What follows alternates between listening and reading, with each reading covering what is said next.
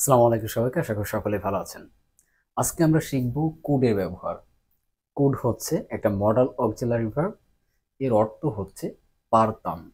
অর্থাৎ এই কুড ভার্বটা আমাদের ব্যবহার করতে হয় অতীতের কোনো একটা অ্যাবিলিটিকে আমাদের প্রকাশ করতে, অর্থাৎ অতীতে আমরা কোনো একটা কাজ করতে পারতাম, এইরকম ক্ষেত্রে আমাদের এই কুডকে ব্যবহার করতে হয়। তো কিভাবে এই ভার্বটাকে ব্যবহার করে আমরা সেন্টেন্স মেক করতে পারি এবং আমাদের প্রতিদিনের লাইফে এটাকে ব্যবহার করে কিভাবে ইংলিশে কথা বলতে পারি সে বিষয়টা আমরা শিখব। একই সাথে আমরা সেন্টেন্স মেকিংটা শিখব, তাহলে আমাদের সেন্টেন্স মেক করে কথা বলতে সহজ হবে। তো প্রথমে আমাদের যেটা করতে হবে, সেন্টেন্স মেকিং প্যাটার্নটা জানতে হবে, কিভাবে একটা সেন্টেন্স মেক করতে হয়। ঠিক আছে, সেই স্ট্রাকচারটা আমাদের জানতে হবে। তো চলুন সেইটা আগে জানি, তারপরে হচ্ছে আমরা এটাকে ব্যবহার করে কিভাবে আমাদের অতীতের অ্যাবিলিটিকে আমরা বলতে পারি সেটা আমরা শিখব। তো প্রথমে দেখেন, সেন্টেন্স মেক করার ক্ষেত্রে আমাদের যেটা প্রয়োজন হবে সেটা হচ্ছে একটা সাবজেক্ট। সাবজেক্টের পরে আমাদের যেটা করতে হবে, এই মডাল অক্সিলারিকে ব্যবহার করতে হবে, অর্থাৎ কোডকে ব্যবহার করতে হবে। এরপরে যেটা করতে হবে, আমাদের একটা মেন ভার্ব আনতে হবে, অর্থাৎ V1 কে আমাদের বসাতে হবে। এরপরে আমাদের যেটা করতে হবে, আমাদের একটা এক্সটেনশন বা অবজেক্টকে বসাইতে হবে, তাহলে আমাদের পরিপূর্ণ একটা বাক্য হয়ে যাবে। তো এটা আপনাদেরকে মুখস্থ করতে হবে না, জাস্ট একটা সেন্টেন্স মেক করতে গেলে আসলে কোন কোন বিষয়গুলো প্রয়োজন হয় এবং সিকোয়েন্সটা কেমন হয়, কোনটার পরে কোনটা বসে, সেটা জানার জন্যই আসলে এই স্ট্রাকচারটা এখানে লেখা। বাট এটা আপনাদের মুখস্থ করতে হবে না, জাস্ট বুঝতে পারলেই হবে। তো ধরুন, আমি অতীতের কিছু কথা নিয়ে কিছু বাক্য গঠন করি, যেমন আমি ধরুন বললাম যে আমি ফুটবল খেলতে পারতাম। এইটা অতীতে আমার একটা অ্যাবিলিটি ছিল, আমার একটা সক্ষমতা ছিল, আমি ফুটবল খেলতে পারতাম। ঠিক আছে, তো এটাকে আসলে ইংলিশে কিভাবে বলবো?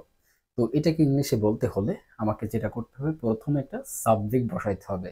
অর্থাৎ বাংলা বাক্যটা যদি আমি দেখি যে আমি ফুটবল খেলতে পারতাম, এখানে সাবজেক্ট হচ্ছে আমি, মানে আমি ফুটবল খেলার কাজটা করতে পারতাম, তাহলে সাবজেক্টটা হচ্ছে আমাদের আই। ঠিক আছে, এরপরে আমাদের যেটা করতে হবে, এই কুড ভার্বটাকে ব্যবহার করতে হবে।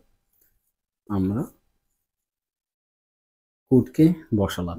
ঠিক আছে, আই কুড আমি পারতাম কি করতে, ফুটবল খেলতে।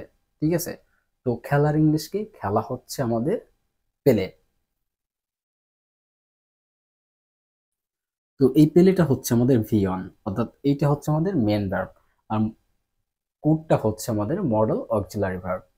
এরপরে আমাদের কি করতে হবে, আমাদের অবজেক্ট বা এক্সটেনশনের অংশটা বসাতে হবে, অর্থাৎ এই যে ফুটবল, এইটা হচ্ছে আমাদের এক্সটেনশন বা অবজেক্ট।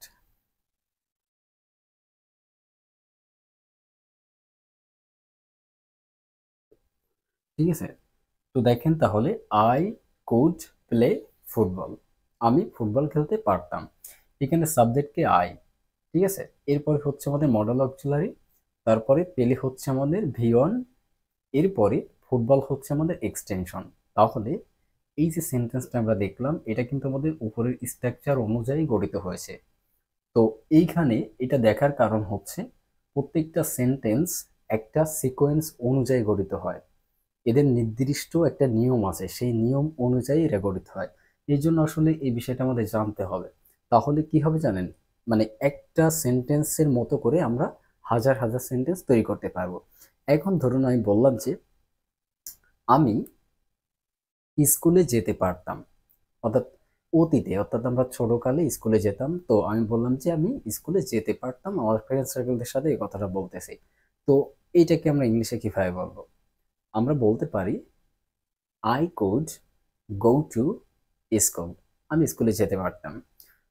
তো আমরা এটাকে একটু দেখার চেষ্টা করি। দেখেন, প্রথমে আমরা কি করব, সাবজেক্ট নিব।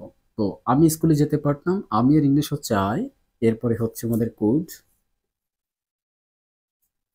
আই কুড আমি পারতাম যেতে, যাওয়ার ইংলিশ কি, গো।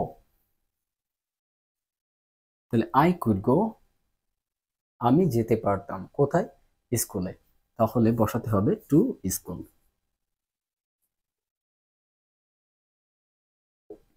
আমি স্কুলে যেতে পারতাম। এরপরে ধরুন বললাম যে সে বই পড়তে পারতো, তাহলে এটার ইংলিশ কি হবে? এটার ইংলিশ হবে হি কুড রিড বুক। সে বই পড়তে পারতো। এখানে দেখেন আমরা বলছি সে বই পড়তে পারতো। এখন এই সে ইংলিশ দুইটা, একটা হচ্ছে হি আর একটা হচ্ছে সি। তো আমরা যদি পুরুষকে বুঝাইতে চাই সেক্ষেত্রে আমরা হি কে ব্যবহার করব, আর যদি একজন মেয়ে বা কোনো মহিলাকে বুঝাইতে চাই সেক্ষেত্রে আমরা সি কে ব্যবহার করব। তো আমরা ধরে নিয়েছি যে একজন ছেলে সে বই পড়তে পারতো, তার অতীতের এই কাজটা করার একটা অ্যাবিলিটি ছিল, সেই জন্য আমরা এখানে হি কে ব্যবহার করেছি। তাহলে হিটা হচ্ছে সাবজেক্ট, এরপরে হচ্ছে আমাদের কোড মডেল অক্সিলারি ভার্ব, এরপরে রিড হচ্ছে এখানে আমাদের মেইন ভার্ব অর্থাৎ ভি ওয়ান, তারপরে বুক হচ্ছে এখানে অবজেক্ট বা এক্সটেনশন। এখন দেখেন প্রত্যেকটা সেন্টেন্স আমাদের একই নিয়ম অনুযায়ী গঠিত হয়েছে। এখন কিভাবে আপনি আরো সেন্টেন্স তৈরি করবেন, সেক্ষেত্রে আপনাকে সেটা করতে হবে, আপনাকে বাংলা বাক্য চিন্তা করতে হবে। আপনি আর কি কি করতে পারতেন?